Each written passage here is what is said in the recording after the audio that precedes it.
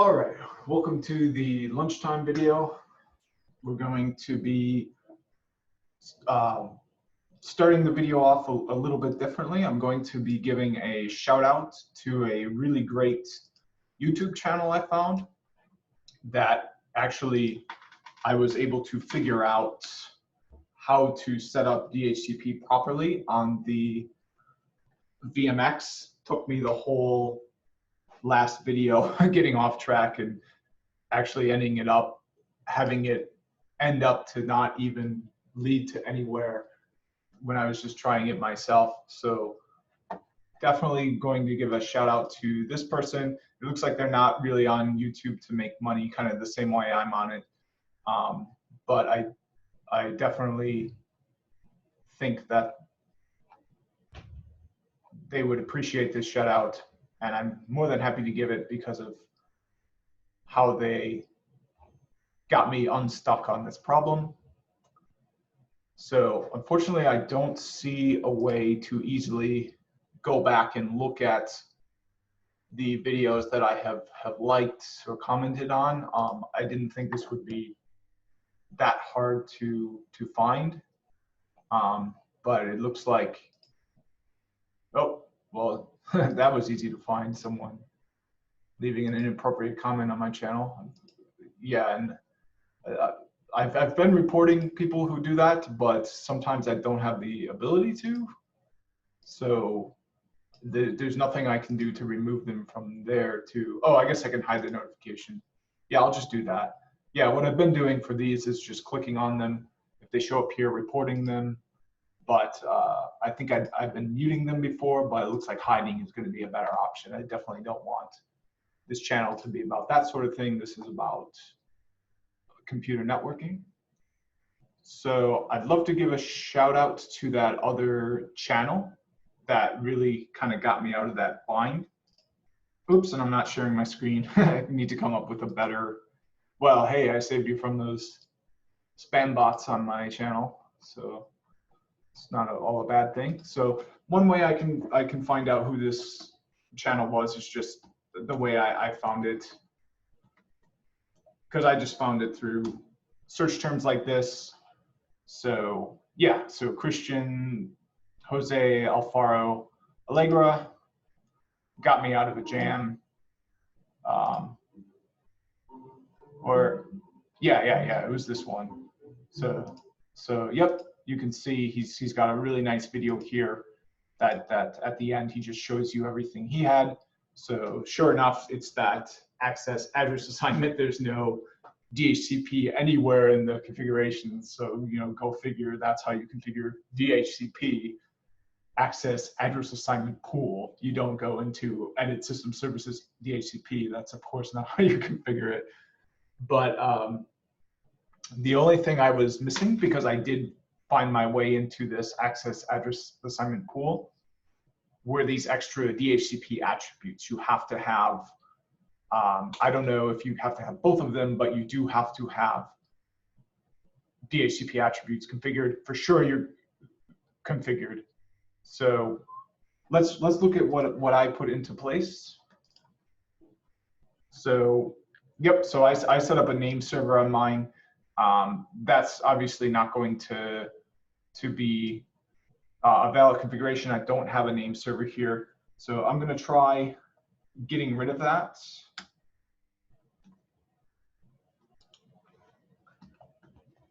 And hopefully it will still work. I'll probably need to reboot the server, but this is a really great way to do it, I think, because you're giving the server a IP automatically. So these Ubuntu servers, I would have to put a static IP every single time I open my lab because they wouldn't save their config on them. But now it's just going to receive it through DHCP, and I'm dictating to it the IP that it gets. Oops, and I'm in Docker 1 here. I have a second one up. So let me pull up my lab. There we go. So I've got -2.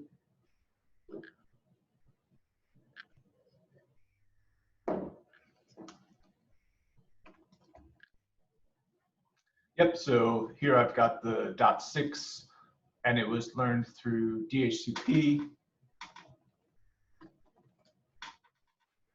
And then I've got a route. Let's see here. Oops, so I don't have that network route, but I can push that out through my DHCP configuration. I'm actually surprised I don't have that set up because I'm pretty sure I did have that. I was able to just do that, but I can set up a server.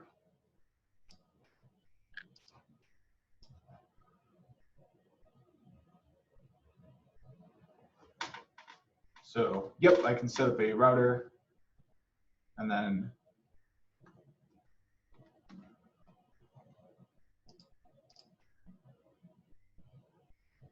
yep, .5.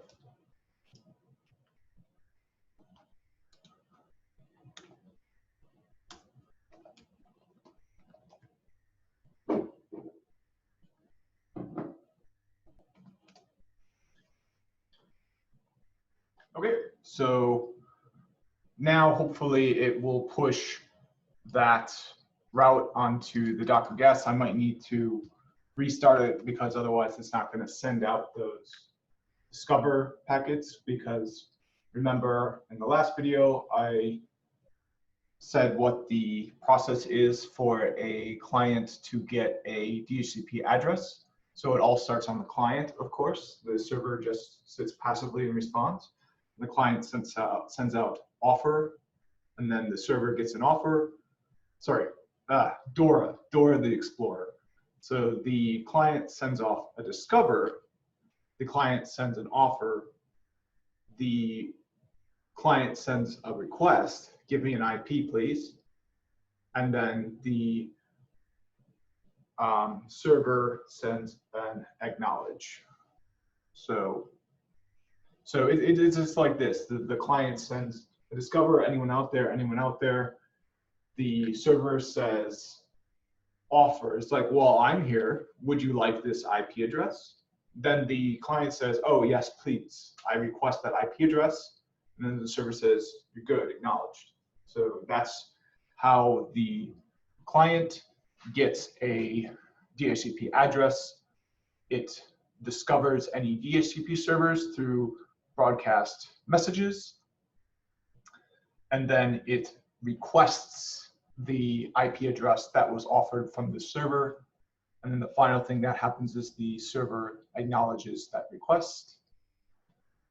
But it starts at the client and it ends with the server, and it's Dora, discover, offer, request, acknowledge, going from client, server, client, server. Okay, so let's reboot this.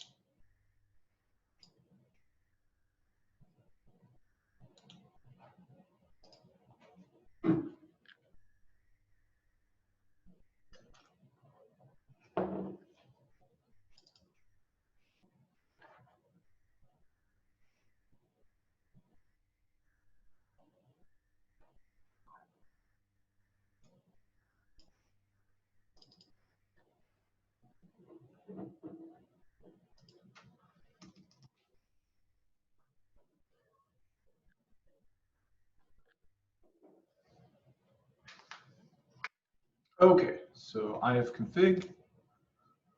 So hopefully this will eventually, oh, I actually might need to have that name server on there. So let me try adding that configuration back in. That might be a required configuration. Let's do a show pipe compare. So yeah, I think I'm gonna need this.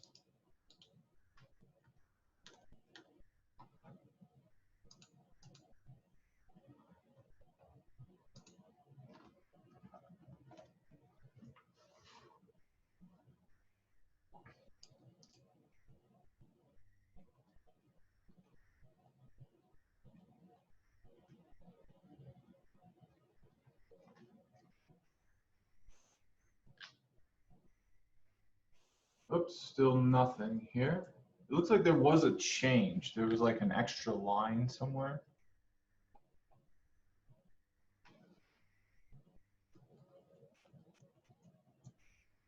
But it's still not able to get an address. It was getting one before, so I'm not sure. Maybe it needs to be rebooted again.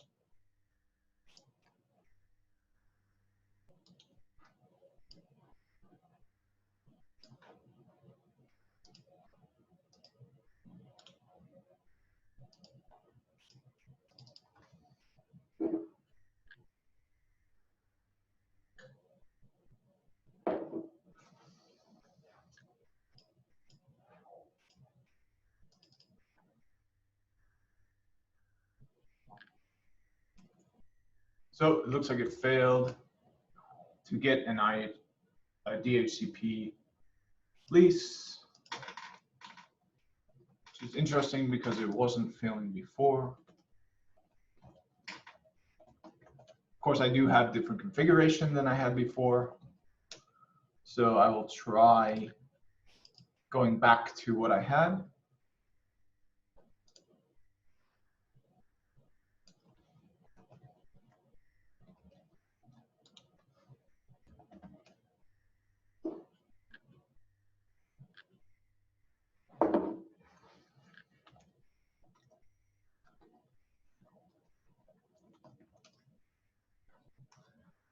Okay, so this is exactly what I had before. So I do believe, yep, because I've got my pool here, then I've got, it's going to hand out 6. So this was working before. So let's see if this works again. I might need to restart this, which I will do.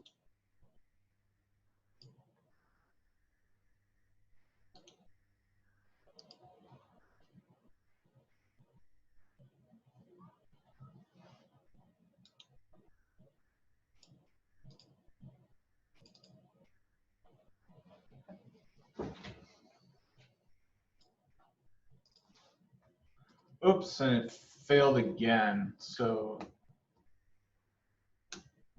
yep, so for some reason it's not working now, even though it worked before. So I don't know why it worked before, and I don't know why it's not working now.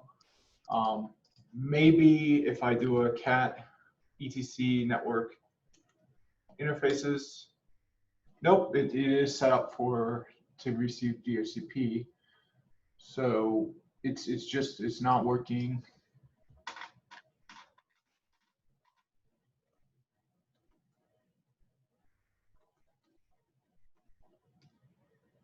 Ah, okay. So this is why it's not working, because it thinks that the one IP that is available to hand out is already allocated. So it's not willing to hand it out again. So this is what's known as DHCP pool exhaustion. And this is actually a common network security vulnerability where you can have a attacker say, I have 100,000 devices, or just simply I have more devices than you have IPs available for. So give all of my fake phony devices an IP, please. So your DHCP pool, if it's not set up to mitigate this kind of attack, will be like, okay, well, they're just regular hosts. Here you go, have these addresses. And then it won't have any more addresses to give out to legitimate users on your network. So that's a pretty big security vulnerability. Fortunately, I won't go into more depth about that because it's not going to be a part of the exam, but it is just interesting to know. And it's pretty easy to just look up on your own time. It's called DHCP Starvation is the official name of the attack, I believe. And it's just simply an attacker using bogus clients to make it so that a DHCP pool hands out all of its IP addresses and doesn't have any more to allocate. So it is a denial of service attack because legitimate users will not be able to get service from that DHCP pool because it has been starved of its IP addresses and does not have any more to hand out to legitimate users because it had handed out all of its available ones to illegitimate users, the attacker.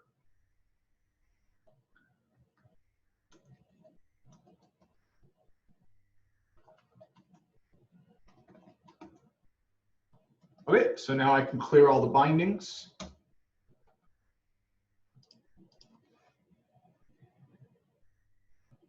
And do a ifconfig, and now just instantly, as soon as I cleared that out, it's no longer starved. There we go, it's there. Oh, and support assist, so. Okay, so now if I do a route even, so let's see if I can ping. Nope, so I still, yep, okay. But the problem was not with my configuration being wrong. The problem was with the DHCP pool being starved.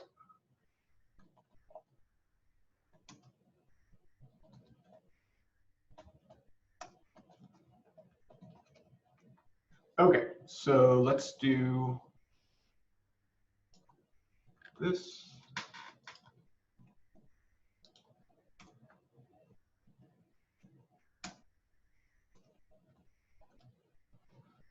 All right, so we're going to do some changes here. Just have the configuration make more sense for me now that I know what the issue is. So of course, this name server is not even a valid server, so I'll delete that. And then we're going to need, in addition to getting rid of the unnecessary config, there's necessary config that's required, and that's giving it the router that it will need.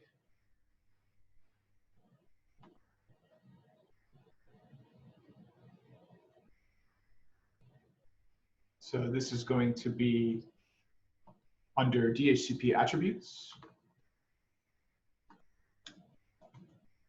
Yep, and now router 192.168.0.5. It's going to be the default gateway. I'm not sure how exactly it will show up on the Ubuntu Docker guest, but we will see. I'm going to need to clear off those bindings again.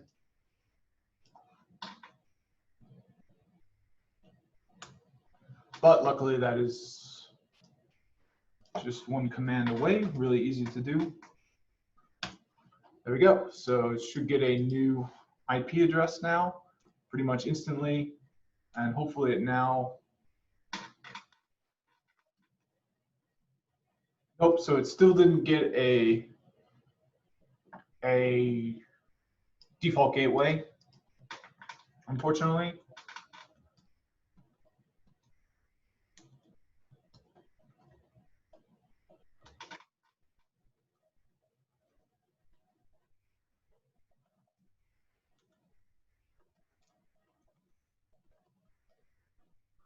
Okay, so we've got, let's see here. So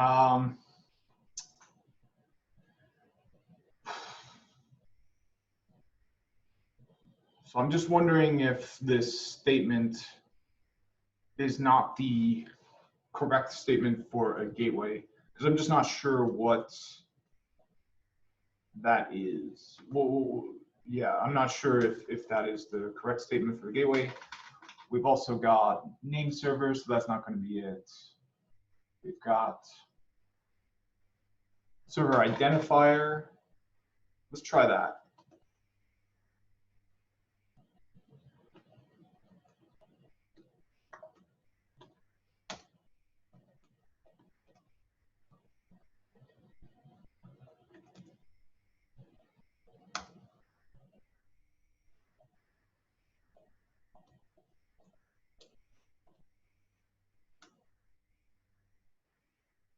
Okay, so there's still no binding for it.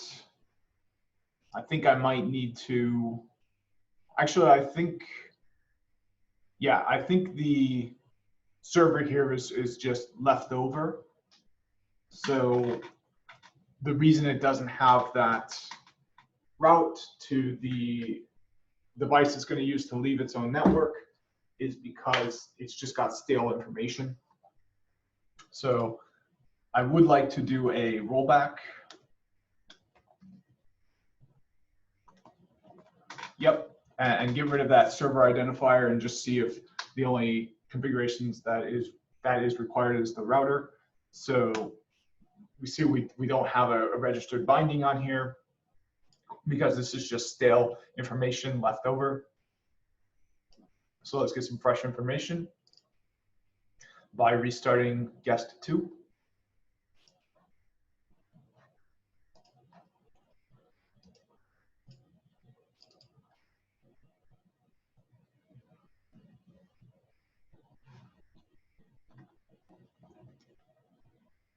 Okay, so, aha. So now we've got this default gateway here. So sure enough, the correct configuration is just this router statement for the default gateway. So if I were to ping the management addresses on the network now, I would have success doing that.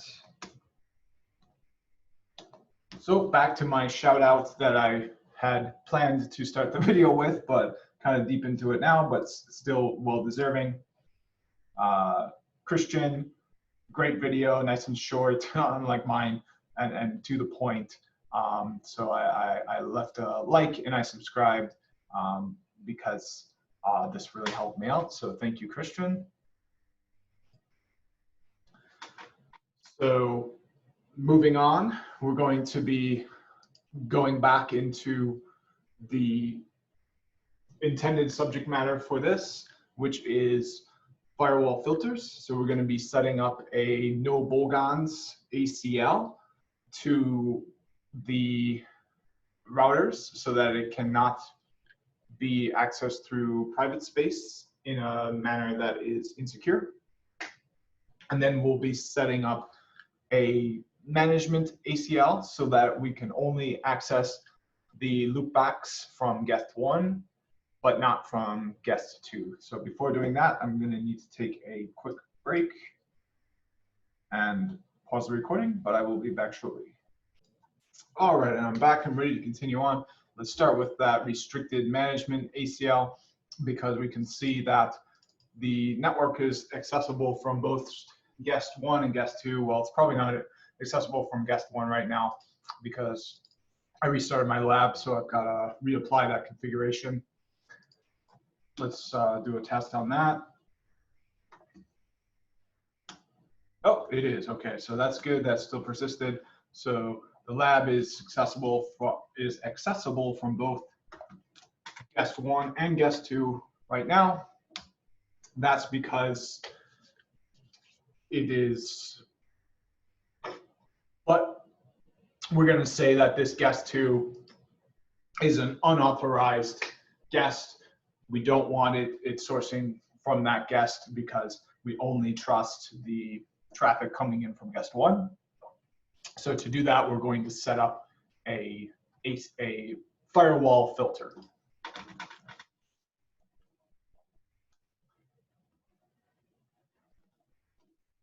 So edit firewall filter, filter name, restrict management access, term 1 from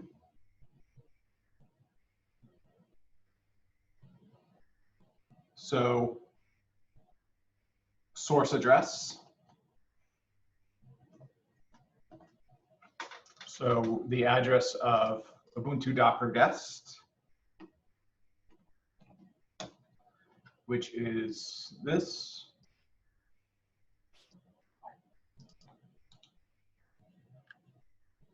Okay. Oops. Oh, and that's just the edit statement. So we can use the set statement from now on. So set then, accept. And now there is an implicit deny all, just like there is in Juniper, but I am a Python programmer. That's my language of choice. And I really agree with a lot of the mentality behind that. Specifically, explicit is better than implicit.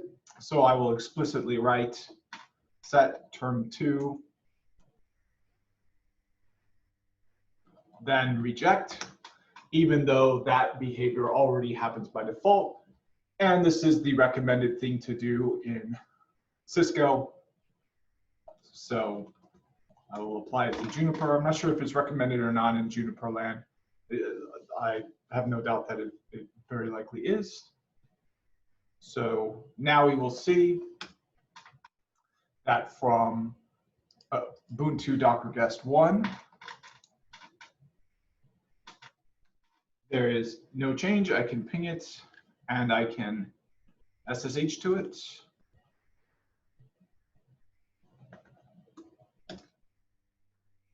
And you'll notice something interesting when I SSH to it.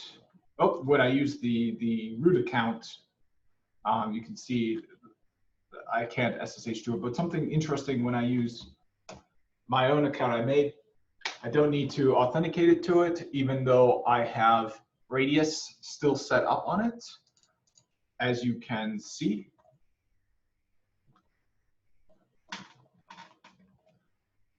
So Radius, yep, Radius server here, it's still set up.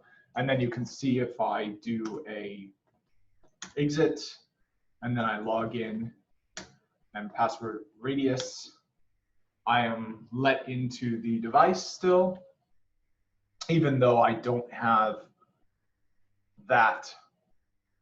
I don't have password authentication set up at all locally. It's because I have it set up through my Radius server. But you can see that, sure enough, it does override the Radius server if I have public key authentication set up for that user, which is nice. I am glad it works that way, because public key authentication is really nice and easy, I think. So what did I want to do? Oh, right. So you can see there's no problem accessing it from router 1. Now let's do a quiz, and everyone take a moment. Oops, and of course it's not this doesn't have a Radius server, but we can do, well, let's do a quiz here. Is this going to work? Yes or no? 3, 2, 1.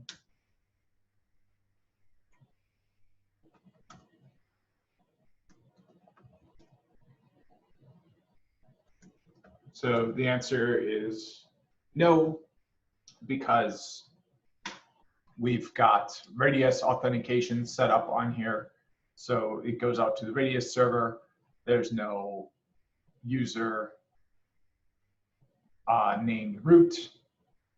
Yes, there is a user on here named root that has a password clouds, which I am actually kind of surprised is not failing over to, because I do have authentication order Radius password set up. So I am pretty surprised it won't fail over to that.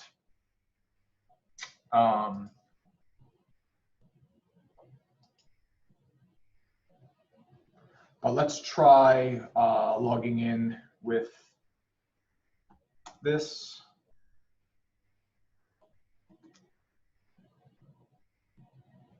Okay, so now we're successful. So the reason we're successful, and I actually had the wrong idea, I thought it wouldn't be successful, is because we're pointing the Radius server out to guest 1.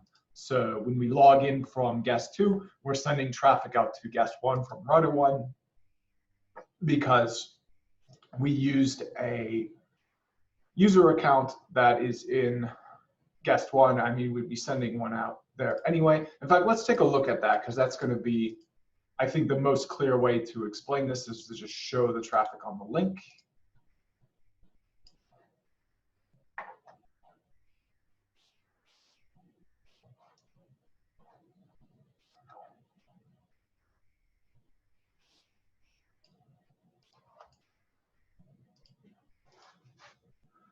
Okay, so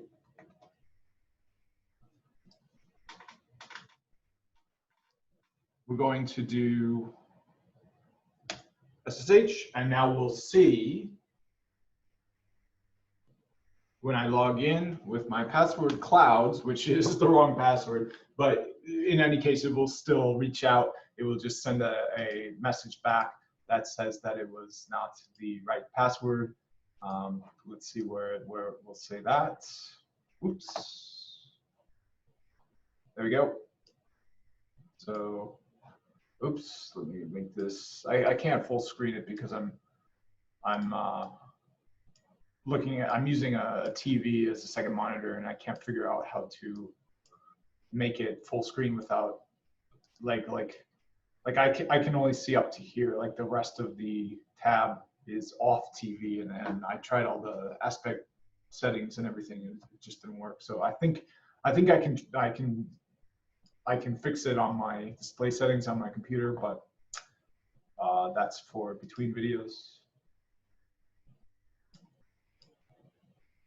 Okay, so yep, access reject, because I did not have, yep, so access request, access reject. So that's going to look quite a bit different when I use the correct password, which is radius. So we're going to have a access request and now an access accept because I used the right password. And then you can see, of course, if I use a user that is different. So user unknown, even without an N, unknown. Then password, password. Same thing, we get an access request, we get an access reject. So yeah, it's really straightforward with radius. But you can see, even though we don't have a radius server on this guest, it doesn't matter because we're pointing out to this other guest with our configuration on router 1, and that's where the traffic lies. To make this point, I think, extra clear, I'm going to be sniffing this link here from guest 2, and we'll see there's actually no radius traffic on this link at all. It's only between the radius server and the router. So let's make that point very clear. We're going to log in here, and you can see we've got TCP traffic, we've got SSH traffic. So I'm even going to authenticate. Oops, and I'll use the correct password, radius. And I'll be accepted in, but no radius traffic because that is only exchanged between the radius client and the radius server, of which there is no traffic across this link because this is the radius server, this is the radius client. So when I send my SSH traffic here and I try to authenticate, router 1 will say, hey, guest 1, is this a valid authentication for this user account? And guest 1 will say, yes, it is, across this link. So this link just has the SSH traffic. This link just has the radius traffic. That's how that works. So let's verify that again. Yep, not a single radius packet because that communication just happens between the radius client and the radius server, and it does not include the client that is attempting to authenticate, which is guest.2. I'm trying to get in there with this user account and password. So router 1, being the Radius client, reaches out to the Radius server, and the Radius server says cd etc free radius cat users pipe grep. The Radius server says, yep, in my users, I do have that user, and the password does match, so they're good. So hopefully that's clear. Let me know in the comments if it needs further explanation. But that's something I think can be really tricky for someone new to networking, just understanding which links the traffic flows through. And I think that's a really fundamental networking concept that if you can understand, can make a lot of other concepts a lot more easier to catch on to and understand if you understand the flow of traffic. All right. So, yep. Now, here's the question of the day for this video. Why was I able to authenticate through guest 2? Let's go back and let's see that I could authenticate to it.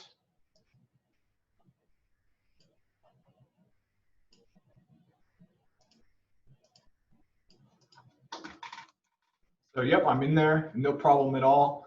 I put in my Radius user account, then I put in my Radius password, and I'm in, no problem at all. Well, that doesn't make sense, does it? Because if I do, oops. Oh, right, okay, yeah. Well, I mean, I can just do it here. So if I do show configuration, pipe display set, pipe no more, you can see I've got this firewall filter, right? So it's only going to accept it from .2, right? And then it would reject it from anything else.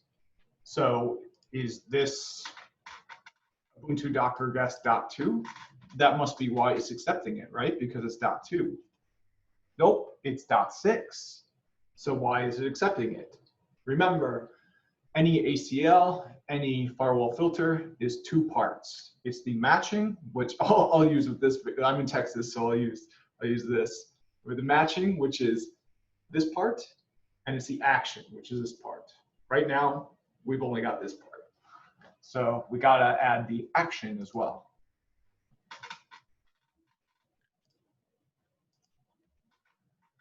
And I'll do this remotely because this is how it's going to be accessed in production. So the more I can do remote, the better, because I can even simulate what it's going to look like when you lose access and have to call up the disgruntled guy who's going to get mad at you for an unnecessary trip, or you're going to have to take that trip yourself, even worse, to recover the gear. So let's do it from Ubuntu Docker guest 2.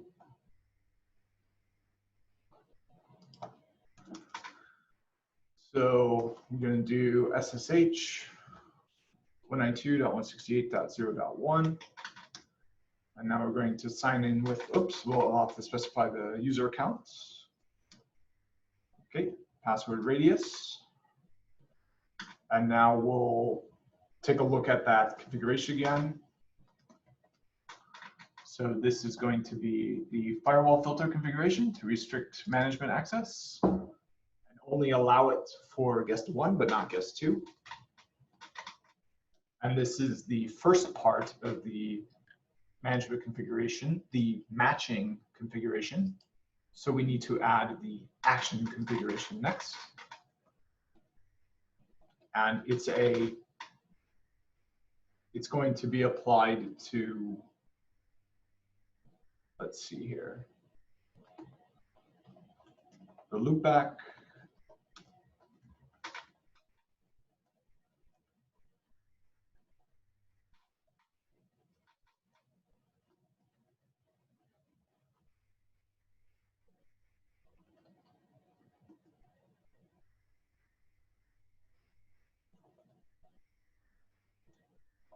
So we've got 2 directions we can apply it to, input or output.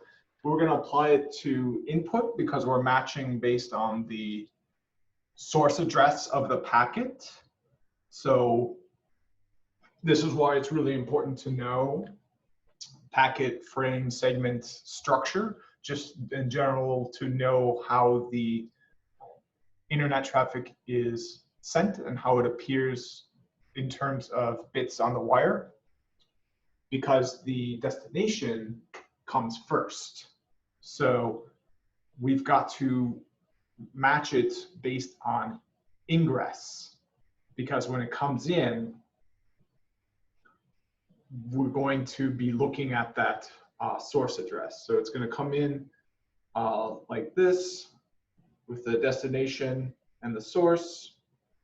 So we're going to say, oh, the source is not an authorized source. We're rejecting it. So we've got to do it on input. Now, if it were coming out, we would have the source address of the packet be the address of the loopback address on router 1. So now it's coming out because I established a connection, so it's got to go back the other way. Remember, it's SSH, which is TCP, so it's always going to have a three-way handshake, SYN, SYN-ACK, ACK. So when the SYN comes in, you've got the destination, then you've got the source in the packet. It's going to be encapsulated in a frame, but we only need to worry about the packet because we're setting up a firewall filter matching INET traffic, matching the packet. So when it comes in, we've got the destination being the IP address of the loopback, and we've got the source being the IP address of the server. So that's the SYN. The SYN-ACK is going to flip it and come back. So now the destination is the IP address of the server, and the source is the IP address of the router. So if we are matching traffic based on the source address and we match traffic output from interface 001, that source address is not going to be this. It will not have a match. So we will end up locking ourselves out completely from that interface, which is something I can demo, I think, especially using a commit confirm, because I don't want to lock myself out of that device permanently. I can always console in, but I'll demo that using a commit confirm later. But for now, I'll just apply this as it's meant to be applied.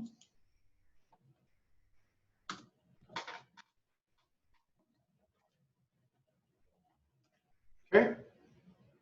And now we will see something I think very interesting. So here's that moment where you'll have a sinking feeling in your stomach in production. Enter, enter, enter, enter. Click, enter, enter, enter. You know, you're just going to be sitting there going like this for a while. Next step is this. So you go from this to this to this. Hopefully you cannot have that during production, but this is a good example of what it will look like if you, in fact, do need to do this. So you just don't get that prompt back. It's just completely gone, because now all of my traffic is only going to be accepted if the source address, when it comes in to the loopback address, equals 192.168.0.2. And this source address is going to be 192.168.0.6. And we can even see that if I start the capture here.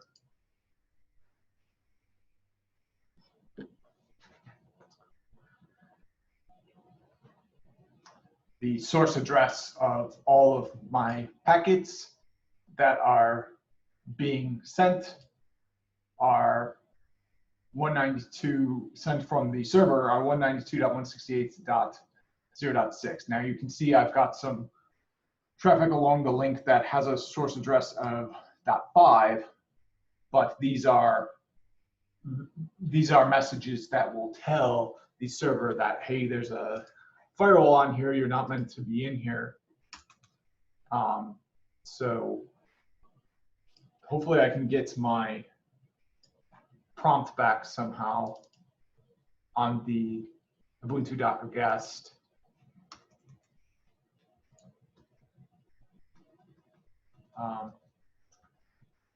I can always just restart it.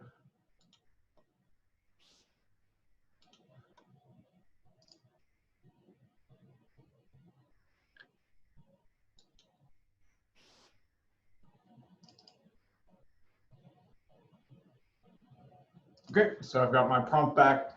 Can't even get a DHCP, at least now. If I do a ping on 192.168.0.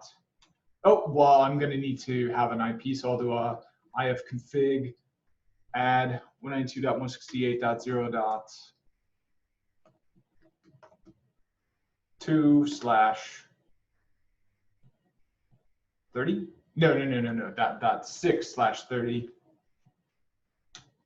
Oops. Oh, I got to choose the interface to add it to. Oops, and I've got to do a net mask. Oh, and I got to include the K. Oh, cannot assign requested address. Why not?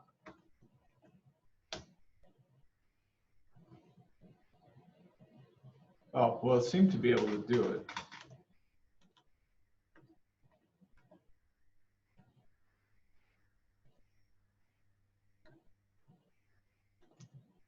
Network is unreachable.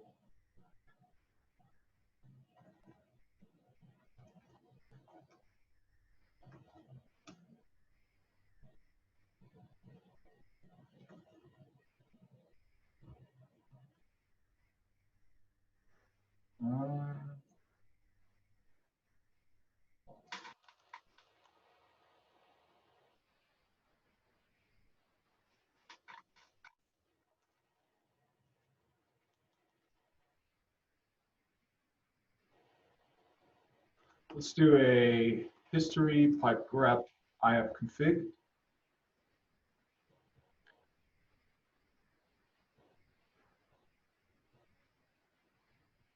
Let's do it on guest 1.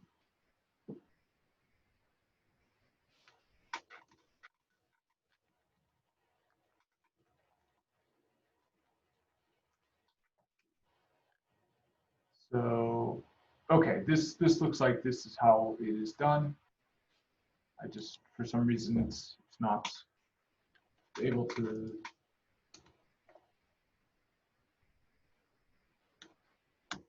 Oh, okay, now it's working. So ping. That's exactly what I did before. What did I do differently? ifconfig eth0 add. Oh, I don't need this keyword add. So .5. So now you can see my pings. Oh, but that's because the host is unreachable. That's a different issue besides it being. Yeah, because I thought I would get a connection refuse instead of a. So yeah, I think I'm getting I'm getting that message because I don't have the appropriate routing table entry. So let's add that in there.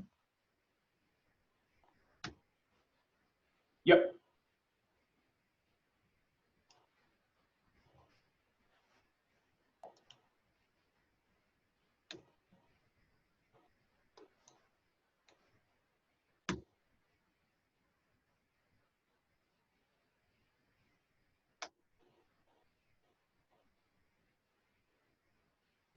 Oops. Oh, right. Okay. So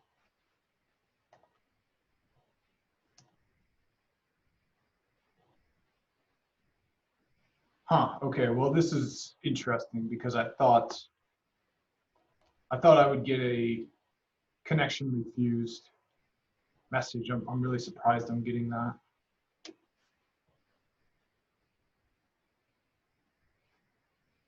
And I'm even surprised I'm like, it should be fine for other devices. Like it, yeah, it's really not behaving in a way I expect. Let's do a history pipe. Let's do a history and then save these configurations.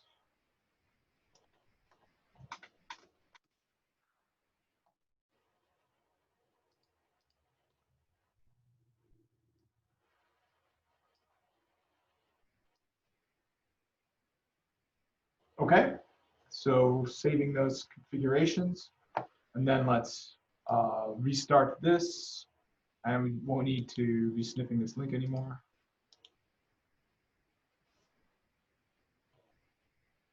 Oops, and it looks like I stopped both of them. So let's just start both of them now.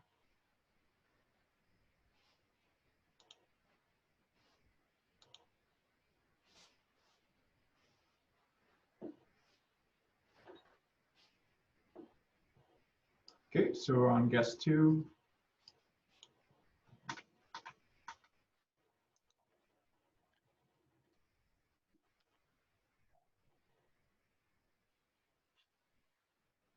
Why can't I ping dot? Huh.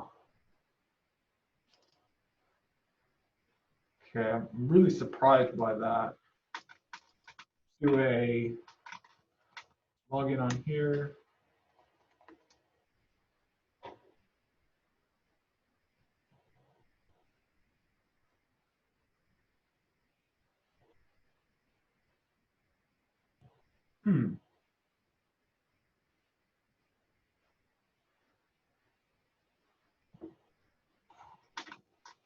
Is Docker 1? And it looks like I got 3 minutes before I got to get back to work.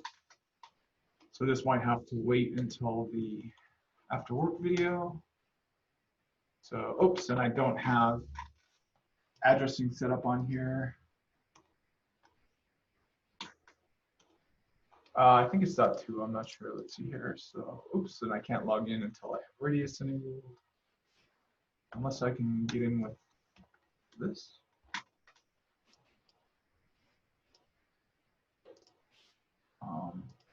Yeah, but I think it's .2. It's got to be ETH1, of course. So here's the configuration. So let's ping. There we go. So now you can see that I can ping .1 from here, but I can't ping .1 from there. So hopefully this, what? Why can't I ping? Okay. Now this is a good lesson here, and I'm gonna have to stop it here, but this will be a good one to think over for the next video. So